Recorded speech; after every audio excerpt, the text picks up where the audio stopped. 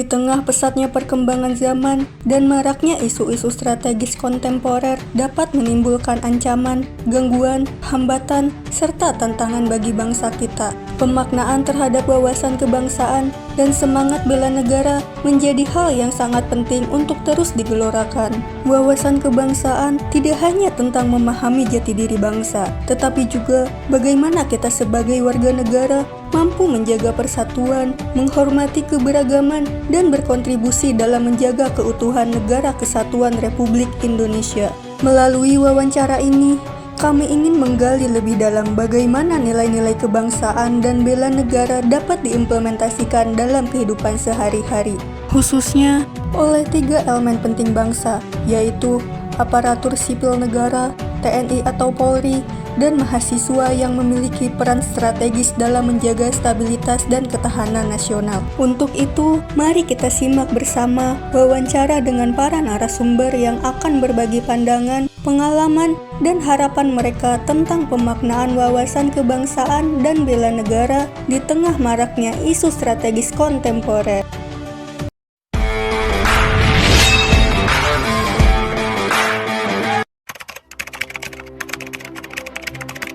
Baik, untuk wawasan kebangsaan, dalam wawasan kebangsaan ada 4 pilar, yaitu Pancasila, Undang-Undang Dasar 45, Bhinneka Tunggal Ika, dan NKRI, yang pada intinya keempat hal tersebut adalah menekankan persatuan dan kesatuan Indonesia, dan itu harus diprioritaskan di atas kepentingan pribadi atau golongan.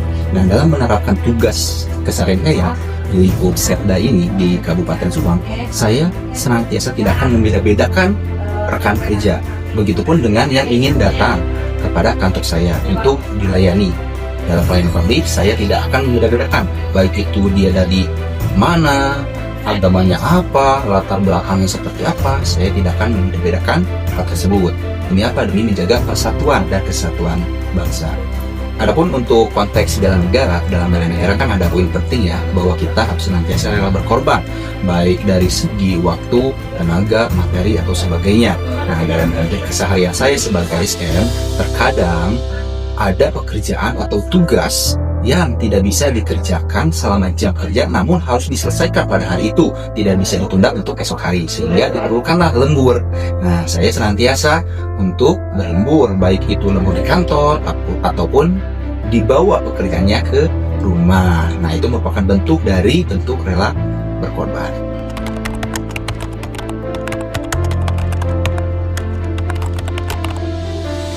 Oke, korupsi dan nepotisme itu hal yang besar ya, yang seakan-akan itu pelanggaran yang besar. Tapi sebenarnya KKN itu bisa saja dalam hal-hal yang kecil, yang biasa kita anggap lumrah atau hal yang biasa. Contohnya seperti penggunaan fasilitas kantor, fasilitas Pemda seperti printer yang seharusnya digunakan untuk ngeprint dokumen-dokumen kantor, dokumen-dokumen tugas sesuai lingkup kita di Pemda, tapi kita gunakan untuk kepentingan pribadi, ngeprint dokumen-dokumen pribadi di luar konteks tugas kita sebagai ASN Pemda. Nah, itu memang hal-hal yang biasa dianggap lumrah, tapi strategi saya agar tidak melaksanakan hal-hal yang di luar integritas, maka saya selalu mengingat keluarga saya yang menunggu di rumah, itu harus saya nafkahi dengan harta yang saya dapatkan secara halal. Nah, itu motivasi atau strategi saya dalam mengingatkan diri saya agar saya tetap berintegritas.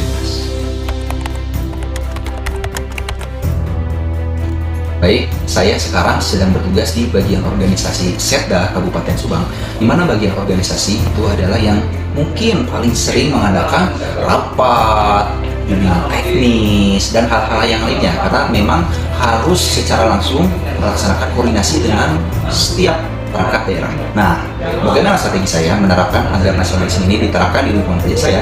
Jadi, setiap adanya rapat, pertemuan, atau bimbingan teknis dengan perangkat-perangkat daerah, saya senantiasa membiasakan agar Indonesia Raya, lagu Indonesia Raya itu diputarkan sebelum acara dimulai.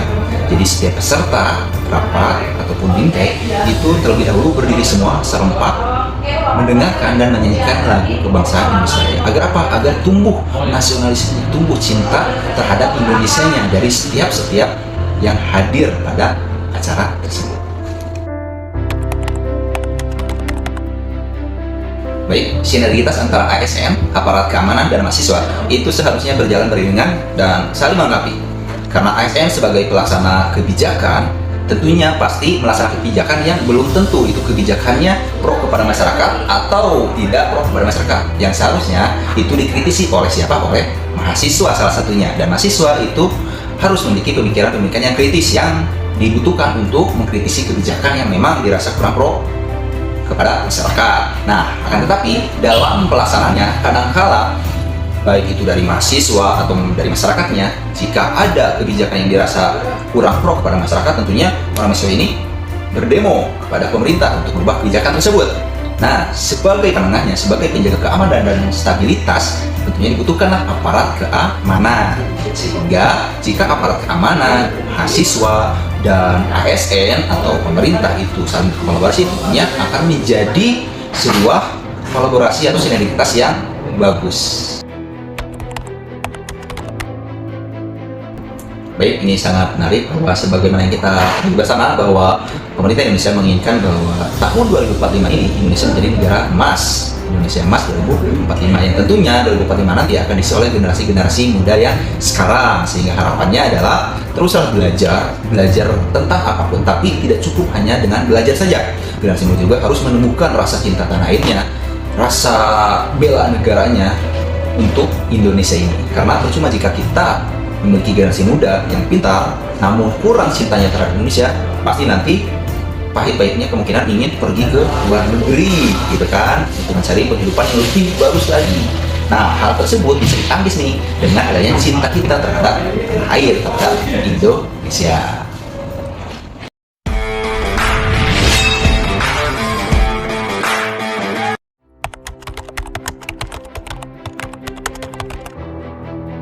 Prajurit TNI, ya, kami memiliki tanggung jawab untuk menjaga stabilitas nasional, tidak hanya dari ancaman militer, tetapi juga dari ancaman non militer seperti radikalisme, SWA, maupun yang sejenisnya melalui pembinaan teritorial.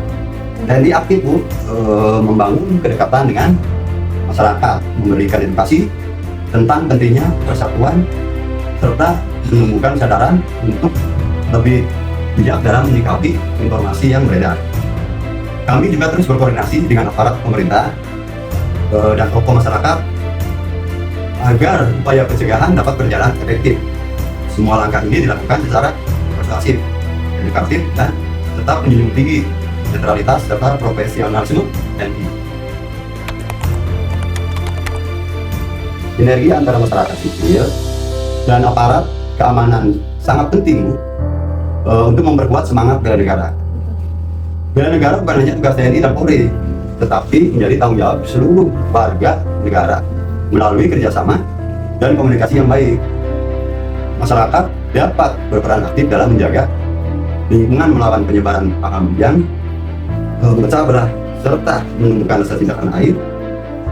Sementara TNI berperan mendukung dan membina masyarakat melalui kegiatan pembinaan teritorial serta edukasi kebangsaan.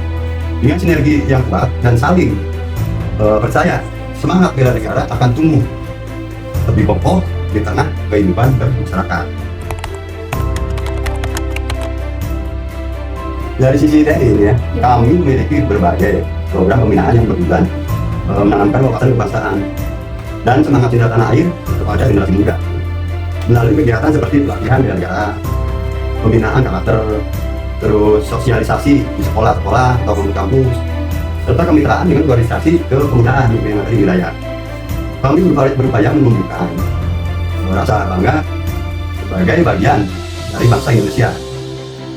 TNI juga berperan memberikan contoh melalui disiplin, terus kedisiplinan, serta sikap gotong royong dalam kehidupan bermasyarakat.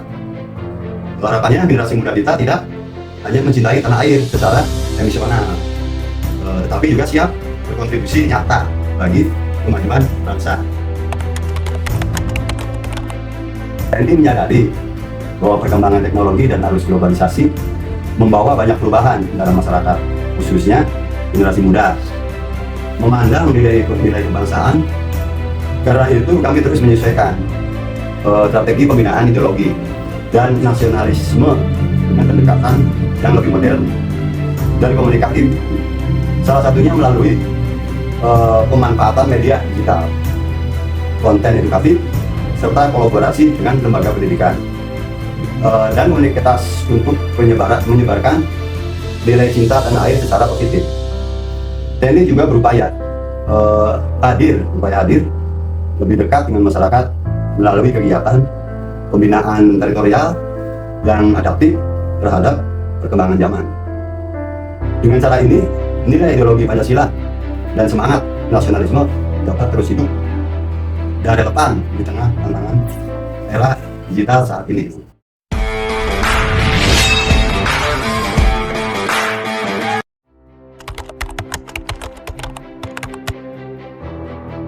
Saya, wawasan kebangsaan di era digital ini bukan sekedar pengetahuan tentang sejarah atau simbol negara, tapi lebih kepada kesadaran aktif sebagai warga negara yang bertanggung jawab. Di tengah arus informasi global dan budaya yang masuk melalui media sosial, kita harus tetap menjaga nilai-nilai Pancasila, menghargai keberagaman, dan tidak kehilangan jati diri sebagai bangsa Indonesia. Digitalisasi justru bisa menjadi alat untuk memperkuat kebangsaan jika digunakan dengan bijak.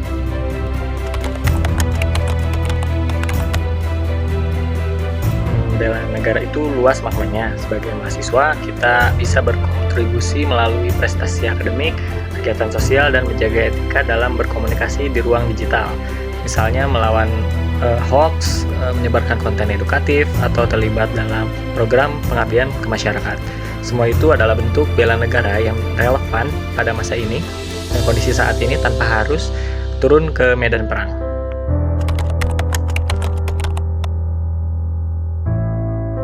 Menurut saya, salah satu isu yang paling berpengaruh adalah disinformasi dan polarisasi di media sosial. Banyak anak muda yang terpapar informasi yang kurang tepat, bahkan provokatif, sehingga menimbulkan rasa apatis atau sinisme terhadap negara.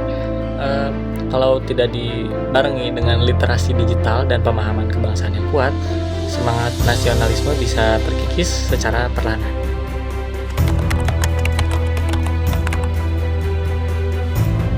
Kampus dan organisasi mahasiswa punya peran strategis dalam membentuk sebuah karakter dan semangat kebangsaan melalui kegiatan seperti diskusi publik, pelatihan kepemimpinan, dan pengabdian masyarakat. Mahasiswa bisa belajar nilai-nilai integritas, gotong royong, dan cinta tanah air secara langsung. Selain itu, organisasi juga bisa menjadi tempat belajar untuk berdemokrasi, toleransi, dan kerja sama lintas latar belakang, yang semua itu penting untuk memperkuat nasionalisme. Dalam genggaman tentara, bela negara dimaknai dengan menjaga stabilitas nasional dari ancaman militer dan non-militer, mengedepankan sinergi antara aparat dan masyarakat, merupakan benang merah yang harus menjadi dasar perjuangan yang senantiasa kita tanamkan di dalam dada. Mahasiswa pun memegang peran krusial di dalam bela negara sesuai dengan kapasitasnya, seperti prestasi akademik, aktif memerangi hoax, dan kegiatan sosial baik yang difasilitasi kampus ataupun tidak. Profesionalisme dalam bekerja dan rela berkorban demi kepentingan umum di atas kepentingan pribadi mencerminkan nilai-nilai ASN menuju Indonesia yang lebih baik. Telah kita saksikan bersama sebuah simfoni pengabdian yang indah, dari ujung tombak perbatasan yang dijaga oleh tekad baja tentara, hingga meja kerja birokrasi yang dihiasi ketulusan, dan dari ruang kuliah yang melahirkan cita-cita. Bela negara ternyata bukanlah sekedar janji di bibir, melainkan lantunan hati yang menjelma karya nyata. Ia adalah benang emas yang merajut jutaan profesi, menyatukan setiap perbedaan dalam satu kain kebangsaan yang utuh. Kita adalah mozaik agung, di mana setiap kepingan memiliki warna dan perannya sendiri. Namun, keindahan kita baru paripurna ketika kita berdiri tegak dalam bingkai persatuan. Maka, biarlah semangat bela negara ini menjadi api abadi di dada kita, yang menerangi jalan untuk selalu mencintai dan mengerti. Jadikanlah profesimu sebagai medan juang, dan persatuan Indonesia sebagai mahkota kemenangan. Marilah kita genggam erat sumpah ini. Satu Indonesia, satu jiwa, abadi dalam harmoni perjuangan. Karena keindahan negara ini adalah tanggung jawab kita bersama.